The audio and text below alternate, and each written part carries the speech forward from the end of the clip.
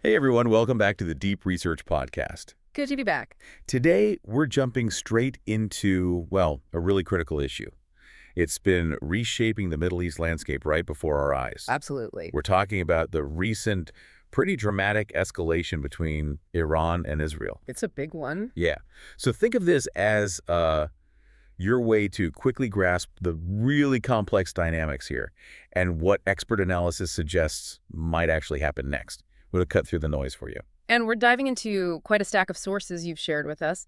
The main one we'll focus on is this really insightful foreign policy article by Daniel Byman, who's a known Middle East expert. Right, Byman.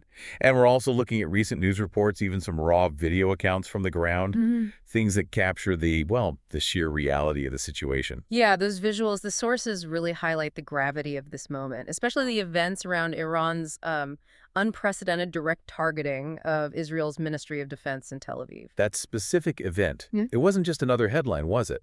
Not at all. It felt like a moment that palpably shifted the dynamics. And the immediate impact, captured in those sources tells a really compelling story, real-world consequences. Absolutely. The source material zoops right in on that specific event, Iran launching this direct strike, aimed apparently right at the Ministry of Defense. Now, reports do say the missile hit a nearby building, not the ministry itself. True, the physical impact point wasn't the exact target. But the intent. The sources are clear. The intent was unmistakable. This wasn't just symbolic. It was seen as a major and, frankly, profoundly dangerous escalation. Precisely. And what's significant here, what the sources really underscore, is the nature of that target, aiming for the core of Israel's defense establishment. That's vastly different from previous exchanges. How so? Different from the proxy stuff. Yeah, exactly. A lot of the past conflict involved proxies or maybe less central targets. This signals a qualitative shift, It raises the stakes dramatically. And the human element really struck me from the sources. The visuals of just life in Israel being directly impacted. The sources talk about widespread videos, Israelis rushing to shelters, a genuine sense of fear just palpable. You could feel it, even through the reports. Yeah. And it wasn't just a brief alert. The sources mentioned Israeli media reporting some people actually stayed overnight in shelters. Staying overnight, that tells you something. It wasn't just fleeting concern. It was this prolonged disruption, forcing people into this state of apprehension for, hours. That's a crucial point. And the sources connect this experience directly to historical context. They note that Israelis haven't really been forced into this kind of widespread, prolonged shelter-seeking, sleeping away from home because of direct missile threats since the Gulf War. Since Saddam Hussein's Scud attack. Exactly. That comparison alone, which comes straight from the source material, it speaks volumes about how severe this moment felt, the historical weight of it. Wow. It signals a return to a level of threat that I guess hasn't been a widespread reality for Israelis in decades. That's the sense you get from the sources, yeah. Another detail from the sources that really drove home the disruption, they mentioned the Israeli army spokesperson's broadcast. It was actually cut off mid-speech during the attacks. Really? Cut off? Yeah. I mean, it might sound minor, a technical glitch maybe, but it highlights how even national communication, the channels meant to reassure people in a crisis, were vulnerable, interrupted by the sheer intensity of it all. That's a small detail, but it paints a vivid picture, doesn't it? Pervasive disruption. Totally. That's right. These details, the shelter visuals, the Saddam comparison, the interrupted broadcast, they're not abstract points. They combine to show this very real, tangible impact on daily life, on national security, the sense of normalcy in Israel. It underscores that this was way more than just symbolic tit-for-tat. It had immediate, deeply felt consequences on the ground. No question. So, okay, we have this undeniable impact, this spark that's dramatically escalated things. But that leads to the bigger question, the strategic one the sources really dive into. Why now? Right. Why did this conflict, which, let's face it, has mostly been fought through proxies for years, why did it suddenly escalate to direct strikes targeting Iran's heartland? Yeah, the shift is the key. And our source, particularly Daniel Byman's article in Foreign Policy, presents a really compelling argument for this shift. Exactly. The analysis in the source material, especially Byman's, suggests there's a fundamental reason behind this change. It wasn't random. There's a strategic calculation here, according to this view. Okay, let's try to unpack this. What's the core idea Byman puts forward in the source material?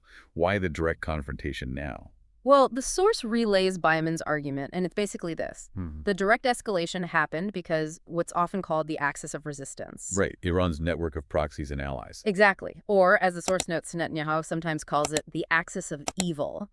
Byman argues this network surrounding Israel has effectively collapsed, or at least been significantly weakened. Ah, okay. So the thinking, based on the source analysis, is that Israel felt, what, emboldened, saw a strategic window. Something like that. The idea is they felt they could take the fight directly to Iran because the usual adversaries, groups like Hezbollah in Lebanon, Assad's forces in Syria, the Houthis in Yemen, they're currently degraded, maybe distracted, less capable than they used to be. So the buffer, or the proxy shield, is down. Precisely. The source points out that because this axis is seen as having fallen back or is just much weaker after recent actions, and importantly, this includes the U.S. strikes against the Houthis. Right, which did constrain them some. Yeah. Because of that, Israel has, in a sense, transferred the battle. Instead of mainly fighting Iran through proxies on its borders, the conflict's now taken directly to Iran's heartland. That's presented as a crucial driver then, a strategic adaptation based on a perceived change in the regional balance. That's the argument laid out in the source, yeah. Okay, here's where it gets really interesting, I think. The source introduces this analysis from Daniel Byman, the Middle East specialist. Right, the foreign policy piece. And what makes it so compelling is Byman apparently lays out the scenarios, like the definitive potential ways this whole thing could play out from here. That's absolutely right. The source puts a lot of emphasis on Byman's framework. It says he identifies precisely 4 scenarios. And critically, he asserts there's no fifth. No fifth. That's pretty definitive. It is. These 4 pathways are presented as basically all the plausible possibilities for how this conflict resolves or maybe continues according to his analysis. Okay, so let's dive deep into these 4 possibilities, as described in our source material from Byman's work. What's the first potential outcome he presents? The first scenario Byman proposes, according to the source, is one where Iran, well, it continues attacking Israel for a bit, but then makes a strategic choice. It suddenly stops. Suddenly stops. Yeah, suddenly stops the attacks with the specific goal of getting back to the negotiating table. That seems a bit counterintuitive after such a big escalation. Why would they suddenly halt things to talk? Well, the source explains that actually this is presented as Israel's primary hope. Or maybe their strategic bet here. Israel wanted this outcome. The underlying Israeli calculation, according to this analysis, was that by hitting Iran hard and directly, it would impose enough cost and pressure to force the Iranian regime back to negotiations. The idea is the pain makes talking look better than fighting. And the source connects this too. Wasn't there something about Trump? Yeah, fascinating little detail in the source. It references former President Trump talking about Iranians supposedly wanting to negotiate and the U.S. being willing.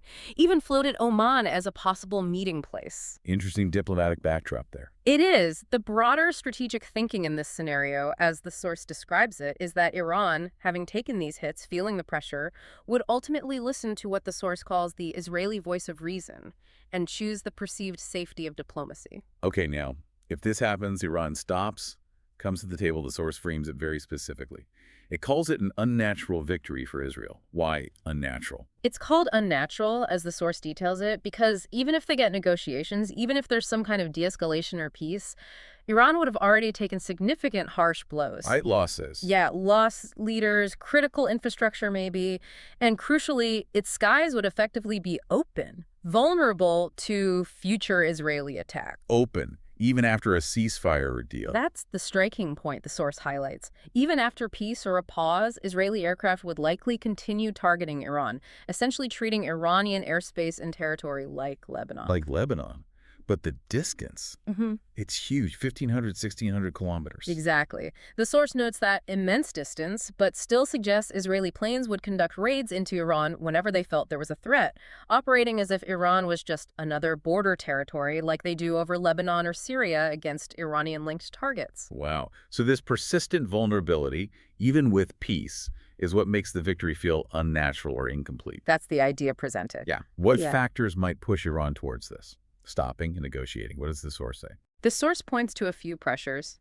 Netanyahu, for instance, is mentioned as hinting publicly his goal is regime change in Iran. That adds an existential threat angle. Right. And there's also the perspective in the source, shared by figures like Trump, that if Iran keeps fighting, it risks losing all its significant military and strategic assets. Assets like Right?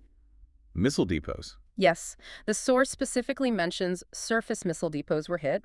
It describes Iran suffering uncontainable losses, and the vulnerability of their airspace, that's highlighted as a major strategic loss in itself. So this state of weakness, assets hit, skies open, could make the safety option of talks seem like the best path for Tehran. That's the potential logic outlined in this first scenario, according to the analysis. Okay, scenario 1. Iran stops, negotiates. An unnatural victory for Israel due to Iran's vulnerability. What's the second path Byman outlines? The second scenario is basically the mirror image. Iran perseveres. Despite the hits, despite the losses, Iran manages to absorb the blows, keep operating, and continue the conflict. You just take it. They endure. And the source states quite bluntly this scenario would be catastrophic for Israel, and by extension, for the West. Catastrophic. That's really strong. How does the source justify that? Well, the reasoning focuses on the immediate impact of those first direct Iranian strikes. It says the scale of losses Israel took on that first night, especially in Tel Aviv, from those, roughly 150 ballistic missiles, Yeah, 150. was immense. And it uses that same word again, unnatural. The source essentially asserts that Tel Aviv, Israel's economic heartland, just cannot bear its losses if that level of intensity continues for long. Wow, 150 ballistic missiles getting through to the Tel Aviv area. Yeah. It's massive. And the source mentioned specific consequences, right? Absolutely. It paints this picture of immediate widespread disruption. All international flights out of Ben Gurion Airport grounded or diverted. And that detail about where the planes ended up. Yes, the source includes this striking image from the time, pictures showing planes from Ben Gurion lined up on the tarmac in Cyprus. The source calls it OPERS, maybe short for operations. Like a temporary staging ground. Yeah. That image really illustrates the scale of the logistical and economic hit. Israel's connection to the world just shut down. What other disruptions are listed in the source for this scenario? Several points showing how paralyzed things got. Key stuff like Israel's gas fields were shut down. And the source notes the ripple effect a gas crisis in Egypt because they import Israeli gas. Wow. Schools, universities closed across the country. The source's overall description is that Israel became essentially paralyzed. But hang on, isn't Iran much, much bigger? Couldn't they theoretically absorb hits better than a small country like Israel taking hits on its main city? The source makes exactly that comparison.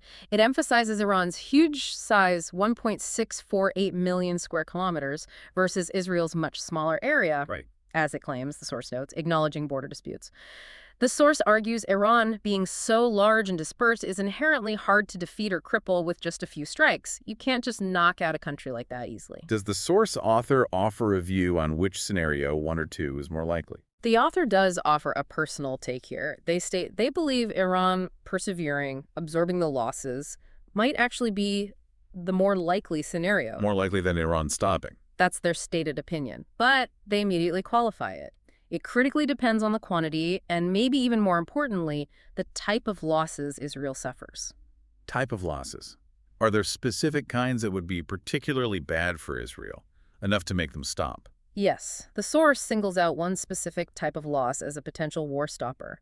It relays a report from Iran's Tasnim news agency claiming 2 Israeli pilots were captured. One was even identified as a woman. Captured pilots. Did Israel confirm that? No, the source notes Israel denied that specific report. But the analysis presented is that if that rumor were true, or if something like that happened in the future, Israel would likely stop the war. So captured personnel, especially pilots, have a unique, almost unbearable cost for Israel. That's the implication. It's highlighted as different from material losses. So in this scenario too, where Iran endures, what's Iran's strategy? What are they betting on, according to the source? According to the source, Iran's strategy here rests on 2 main things. First, inflicting losses on Israel that are unbearable politically, socially, like what happened in Tel Aviv, things that impact civilians, infrastructure, or personnel in sensitive ways. Okay, unbearable losses. That's Yeah. the second pillar. Second, and this is critical, Iran is betting on the United States stepping in, not militarily against Iran, but stepping in to pressure Israel to stop the conflict. Like in 1973, The source mentioned that analogy. Exactly. The source explicitly brings up the 1973 Yom Kippur War, how the U.S., people like Kissinger, pressured Israel, Golda Meir to stop fighting. Right, overriding Israel's own desires at the time. Yes, and the source notes Kissinger got his way, led to a ceasefire, eventually peace with Egypt regaining land. So Iran, looking at that history, might believe Israel can't sustain a long, costly war, and the U.S. won't tolerate the long-term costs either. Even the cost of just resupplying Israel. Yeah, the source highlights that the U.S. apparently just replenished Israel's air defenses before the Israeli strikes, implying a significant financial and logistical burden on the U.S., even when its own troops aren't directly fighting yet. That 73 context is powerful, really frames Iran's potential thinking. Okay, so scenario 2. Iran perseveres, catastrophic for Israel, betting on unbearable losses and U.S. pressure on Israel to stop. What's Byman's third potential scenario? The third one is labeled the bloody scenario in the source. This is the path where things escalate dramatically, bringing in direct military intervention by the United States. The U.S. enters the fight directly. What triggers that, according to the source? The source says this scenario gets triggered by a significant miscalculation by Iran. And importantly, the source states this is what Netanyahu is reportedly betting on. Netanyahu wants this, or expects it. Betting on it is how the source puts it. The miscalculation would be Iran hitting Israel with something so devastating, targeting super sensitive places like a key figure at the Ministry of Defense or even the Dimona nuclear reactor, that Israel suffers losses it just cannot absorb or tolerate politically. And if Iran makes a strike like that, the U.S. Air Force comes in. Yes. According to the analysis in the source, that kind of Iranian action compels direct U.S. military intervention, leading to a full-scale regional war. Regional war. Yeah. And the source suggests if the U.S. does enter, they'd likely want it over quickly and painfully. Maybe learning lessons from fighting the Houthis, wanting to avoid getting bogged down. The source also mentioned Iran has a major weapon it hasn't used yet. It does. Their most potent unused capability, the source notes, is striking U.S. military bases across the Gulf. They can do that. The source indicates they have the capability and perhaps the desire, but have held back because the U.S. isn't directly fighting them yet. But if the U.S. enters the war, or even if Iran preemptively hits U.S. forces in the Gulf, that's the trigger. Full regional conflict, bloody scenario engaged. And the outcome of this bloody scenario. Who wins? The source is pretty stark. It says clearly, everyone loses. Americans, Israelis, Iranians, just mutual devastation. Everyone loses. Yeah. The source touches on the U.S. position leading up to this, noting they distanced themselves from Israel's initial strikes, called them unilateral, but were still worried about retaliation against their own bases and took precautions. Shows the complexity. So if everyone loses, how does it end? What are the possible conclusions to this regional war? The source outlines two potential endpoints. One is the U.S. applies what the source calls a Houthi scenario, meaning after some military action, the U.S. reaches some kind of deal with Iran and leaves without overthrowing the regime. And how is that outcome framed? As a defeat for the U.S., according to the source, a weakening of the U.S. position in the Middle East. Okay, what's the alternative ending? The alternative is Iran is forced to surrender. Its regime collapses, maybe even faces an internal uprising from its own people. And the source says Netanyahu was betting on that outcome. Regime collapse. Yes. According to the source, his strategic calculation leans heavily towards the possibility of the Iranian regime falling, especially if direct U.S. military power gets involved. The source even points to Netanyahu's speech addressing the Iranian people directly. Right, distinguishing the people from the regime. Exactly. Interpreted by the source as an attempt to encourage internal dissent, maybe an uprising that helps bring the regime down. That explains a potential motive. But why does Israel need the U.S. for this? Why bet on a scenario involving the U.S.? What capability does Israel lack? This is where the source offers a really crucial, maybe uncomfortable insight into Israel's military limits against Iran's core assets. Okay. The source notes Israel's strikes so far, hitting places like Natanz, Fordow, even mentioning hits near Isfahan reported today, they've mostly targeted above-ground facilities. Stuff Iran could rebuild relatively easily. Exactly.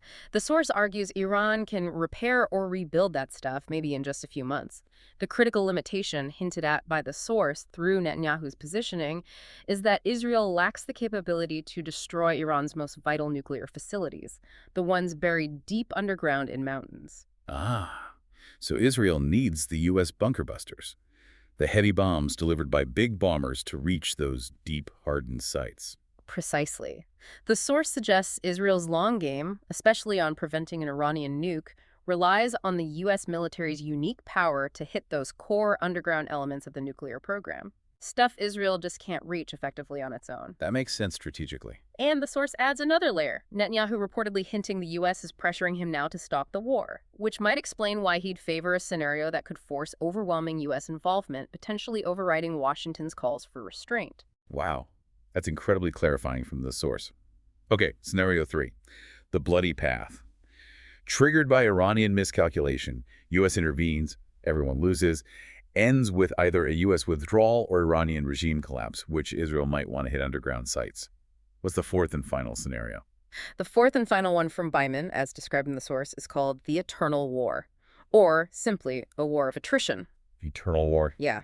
This pictures a prolonged conflict. Both sides keep hitting each other indefinitely, back and forth, until one side gradually weakens and effectively stops, but, crucially, without the U.S. getting directly involved militarily against Iran. Just hitting each other forever, back and forth. In theory, that's the picture. No clear victory or defeat declared, just a long, drawn-out exchange. However, this is where the source author takes a stand. They offer their personal opinion and explicitly disagree with Byman on this one. Oh, the author disagrees. Why? What's the counterargument? The source author thinks this scenario just isn't possible in this context.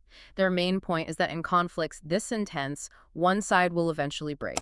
They argue Iran isn't like Hezbollah. You can't just wear it down with limited strikes like maybe you could a proxy group. Iran's a large state. Right.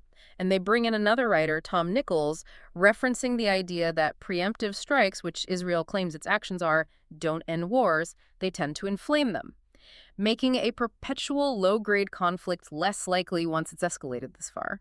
So the author thinks the intensity is just too high to be sustained indefinitely. Exactly. Their view is the conflict with these direct strikes is near its maximum intensity. It can't just go on forever in this high-stakes form. Both sides are using major capabilities. Eventually, the source argues, one side's weapon supply will become a problem. Especially if the U.S. isn't resupplying endlessly? Right.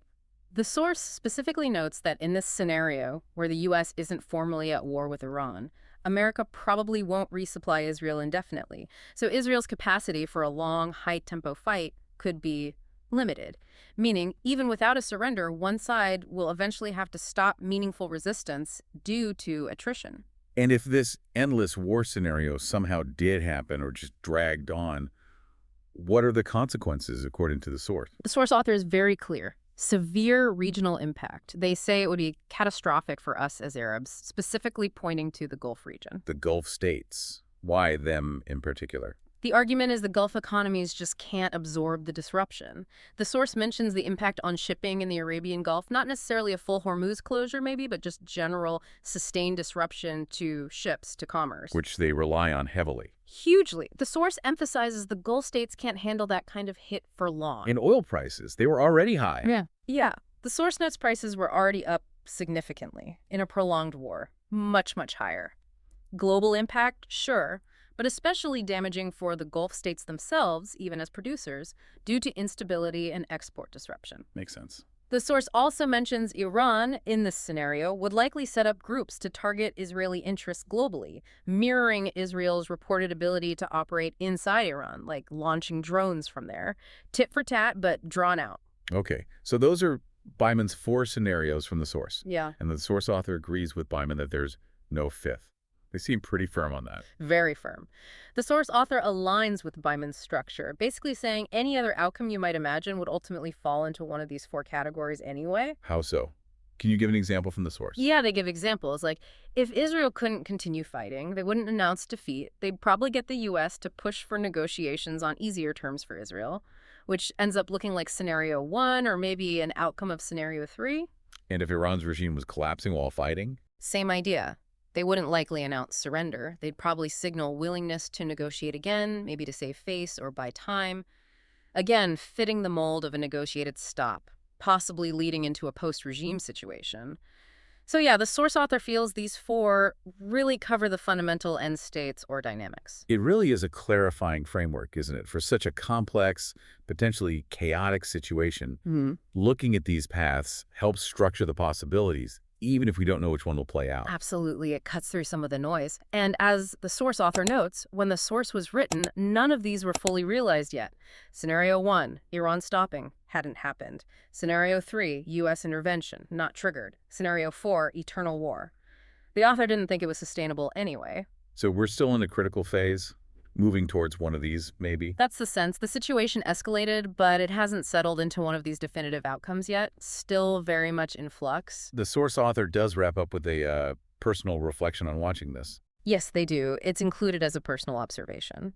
The author states their happiness at seeing what happened in Israel, specifically mentioning Tel Aviv being hit that way for the first time. And they comment on Iron Dome, the Yeah. effectiveness question. Right. They address that question people ask, why didn't Iron Dome stop everything? The source author states pretty emphatically, no air defense system in the world can stop 150 ballistic missiles coming in like that. No system. That's their assertion. They mention Israel's claimed laser defense system, saying it didn't stop anything in this attack, according to their info. And they point back to the missile landing near the Ministry of Defense as evidence that defenses were overwhelmed or just ineffective against that specific type of large-scale attack. Highlights a potential vulnerability. Okay. So as we wrap things up here, we've taken a really deep dive into these sources. We looked at the immediate shock of the escalation, the analysis from Byman via the source about the weakened axis of resistance. And crucially, these 4 potential scenarios from Byman: Iran stops to negotiate, Iran perseveres, the bloody U.S. intervention, or the attritional war. Plus the source author's disagreement on that last one. It's definitely a heavy topic, but understanding these potential pathways based on the analysis and the sources, it really gives you a framework. You start to grasp the incredibly high stakes, the complex calculations on all sides. It moves beyond just day-to-day headlines to potential trajectories. Exactly. And this raises, I think, a really important question for you listening to consider. Given what the sources say about the impact of these strikes, the sheer number of missiles, the limits of air defenses against saturation attacks. Yeah. What does this moment, this escalation, tell us about the future? About how warfare might be changing between states and the challenges of defense in an era where mass missile or drone attacks are becoming, well, more possible. That's a lot to think about there, indeed. A really key question going forward. And on that note, stay curious. Keep those questions coming about the sources we explore. Absolutely. And make sure you subscribe to the Deep Research Podcast to keep getting these deep dives. Until next time, keep exploring.